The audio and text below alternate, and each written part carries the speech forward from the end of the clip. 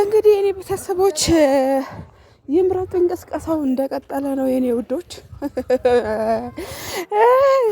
ያው የምረጡ እንቅስቃሴ ነው የሚባለው ውዶቼ። ምክንያቱም ያው እኔ የማሸንፈው ምናምን ሩታ ጋር ግን አንድ ብቻ ነው የሚምረጡ እንቅስቃሴ ያየነው።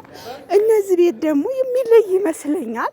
አላቅም ለመሰላችሁ አሁን ምሳሌ አብርሃምና ሄርሜላ ዳኒና ሩታ ናቸው ጌም ላይ የሚጫወቱት ማለት ነው።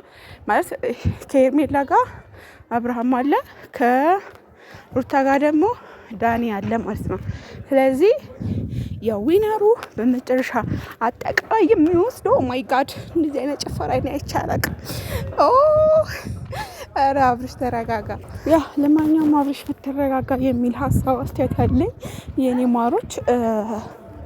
ያ ይምረጡ እንቅስቃሴ እንደሆነ በአብርሽ ቤት ያምራል።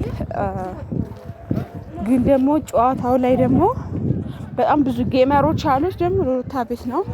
ግን ያው የሄርሜላ ተዘጋጅቷል። የመዳም ቅመሞች የምሬ ነው። እንደዛ ብለው ሲጠይቁኝ ግራ ገብቶኝ ነበር። ለእናትሽ ቡና የታመመ ዘመድ ካለሽ ብትልክ ይሻልሻል እናቴ። እነሱ ብር እኮ ማለቴ እኔ እንዴት ብዬ ልንገራቸው? መቀኛ ነሽ እንዳትሉኝ ግን ይቅርታሽ ማሮቼ። መቀኝነት አይደለም ይሄ ማለት። እንዴት ብዬ ነው የምነግራችሁ? ለማንኛውም የምቀኝነት ሳይሆን ለእናንተ ብዬ ነው። እኔ 5 አይጎልብኝ አልሰጥ ወፍ እና እንደዛ ነው ብያችሁ ነው። እና የኔ ወዶች እንደዛ ልላችሁ ነው የምፈልገው። ምክንያቱም ያለ ራሳችሁ ነው ጌም 60 ሺህ 70 ሺህ ከምታወጡ ለቤተሰቦቻችሁ ብር ላኩ።